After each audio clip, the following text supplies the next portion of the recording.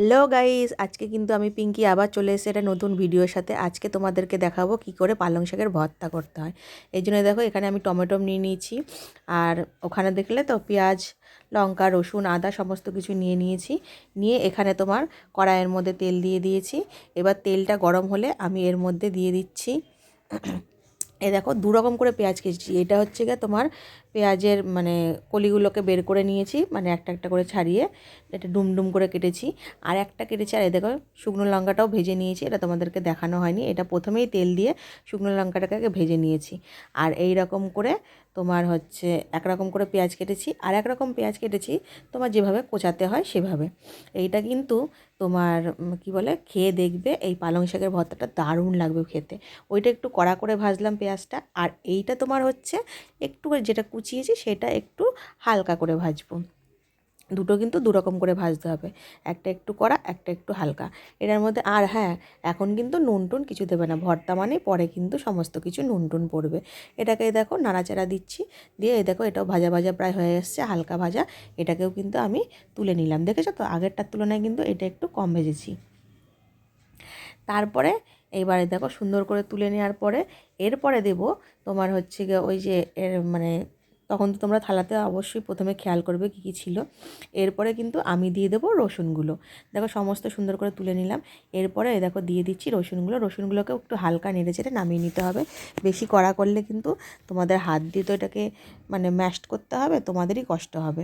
এই দেখো রসুনগুলো ভেজে ভেজে তুলে নিলাম, কারণ তখন না রসুনগুলো কিন্তু আর গলতে চাইবে না, মানে হাত দিয়ে তুমি তখন আর ভাঙতে পারবে না।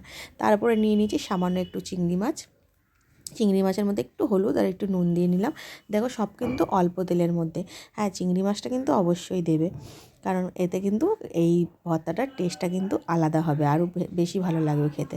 এটাও কিন্তু একটু হালকা করে এই দেখো ভেজে নিয়েছি, সমস্ত কিছু ভেজে তুলে নিচ্ছি। হ্যাঁ, লাস্টে কিন্তু এই দেখো দিয়ে দিচ্ছি একটা টমেটোটাকে মাঝখান থেকে দুভাগ করে এটাকেও দেখো সুন্দর করে ভেজে নিয়েছি।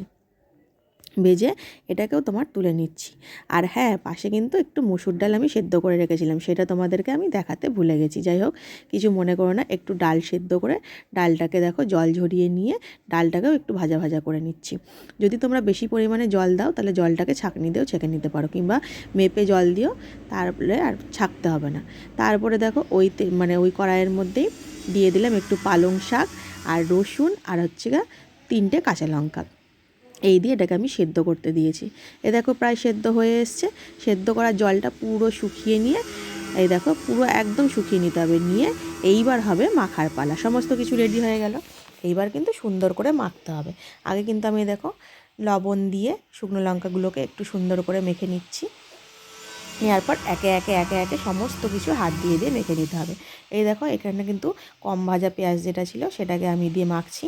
তারপরে কিন্তু এই যে চিংড়ি মাছগুলোকে তোমার হচ্ছে হাত দিয়ে দেখো সুন্দর করে বেশ এটাকে নরম করে একদম পেস্ট করে মানে হাত দিয়ে মানে তোমার পেস্ট মতন করে নিতে। হাত দিয়ে তো তুমি পেস্ট করতে পারো, যতটা তুমি পারবে ততটা মেখে নেবে।